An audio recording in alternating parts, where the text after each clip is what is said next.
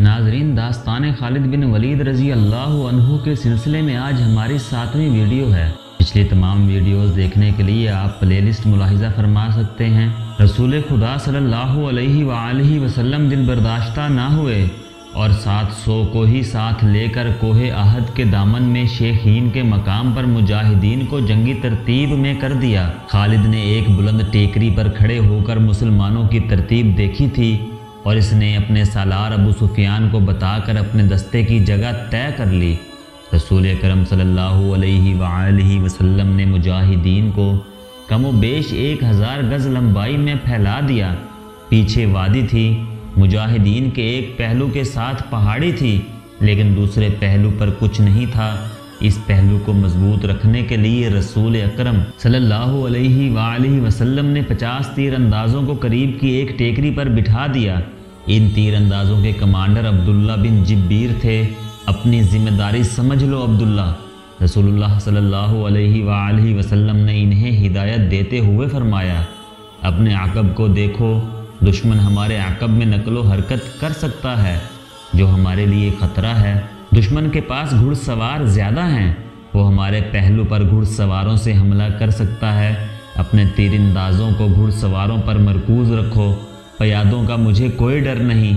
تقریباً تمام مستند مورخین، جن میں ابن حشام خاص طور پر قابل ذکر ہیں، لکھتے ہیں کہ رسول خدا صلی اللہ علیہ وآلہ وسلم نے عبداللہ بن جبیر کو واضح الفاظ میں کہا تھا، ہمارا عقب تمہاری بیداری اور مستعدی سے محفوظ رہے گا۔ تمہاری ذرا سی کوتاہی ہمیں بڑی ذلت آمیز شکست دے سکتی ہے۔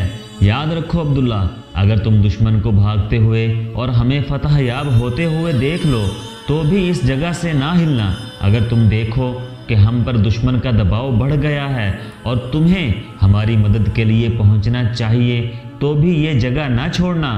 پہاڑی کی یہ بلندی دشمن کے قبضے میں نہیں جانی چاہیے، یہ بلندی تمہاری ہے۔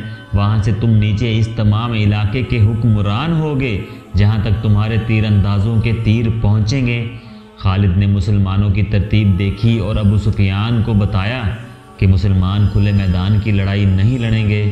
ابو سفیان کو اپنی کثیر نفری پر ناز تھا۔ وہ چاہتا تھا کہ لڑائی کھلے میدان میں یعنی لامحدود محاذ پر ہو، تاکہ وہ اپنے پیادوں اور گھوڑوں کی افراد سے مجاہدین اسلام کو کچل ڈالے۔ خالد کو اپنے باپ نے جنگی چالوں کی تربیت بچپن سے دینی شروع کر دی تھی۔ دشمن پر بے خبری میں پہلو یا عقب سے چھپٹنا اور دشمن کو چکر دے دے کر مارنا، اپنے دستوں کی تقسیم اور ان پر کنٹرول اس کی تربیت میں شامل تھا جو اسے باپ نے دی تھی۔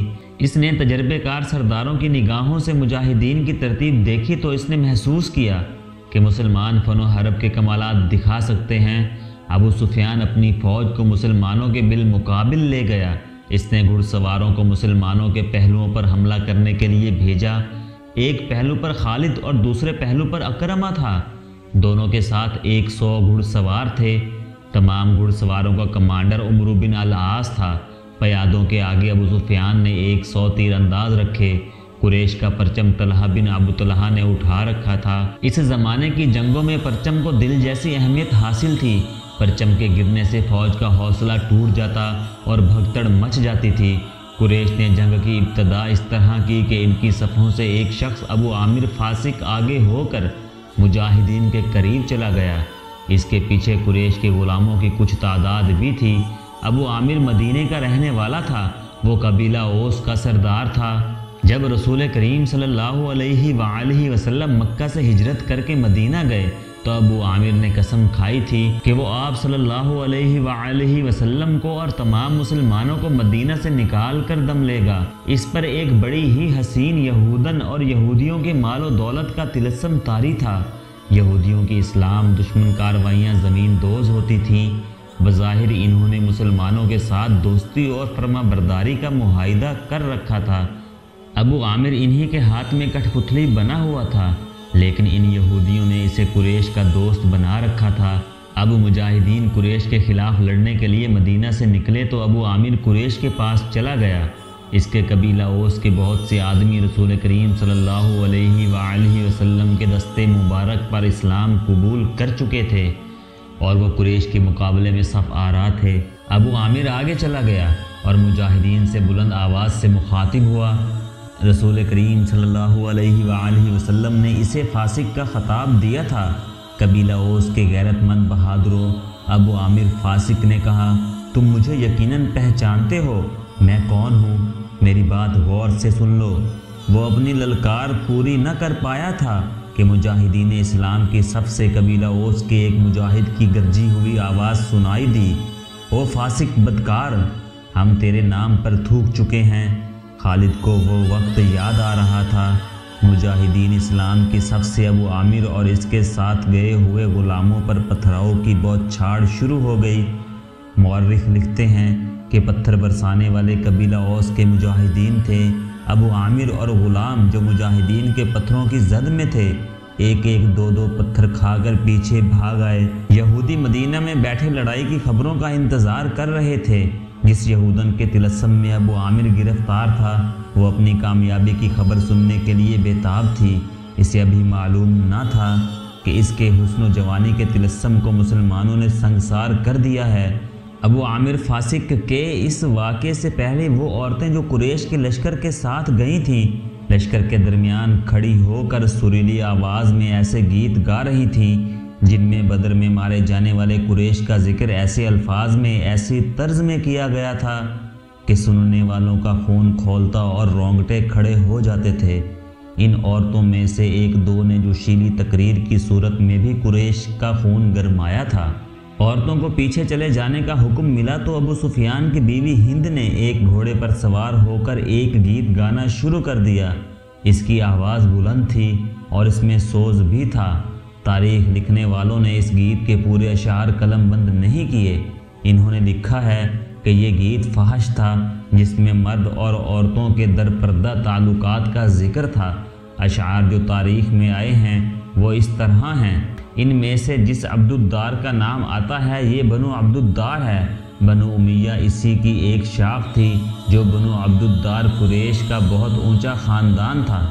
عبد الدار کے سپوتوں، ہمارے گھرانوں کے پاس بانوں، ہم رات کی بیٹیاں ہیں، ہم تکیوں کے درمیان حرکت کا کام کرتی ہیں، اس حرکت میں لطف اور لذت ہوتی ہے۔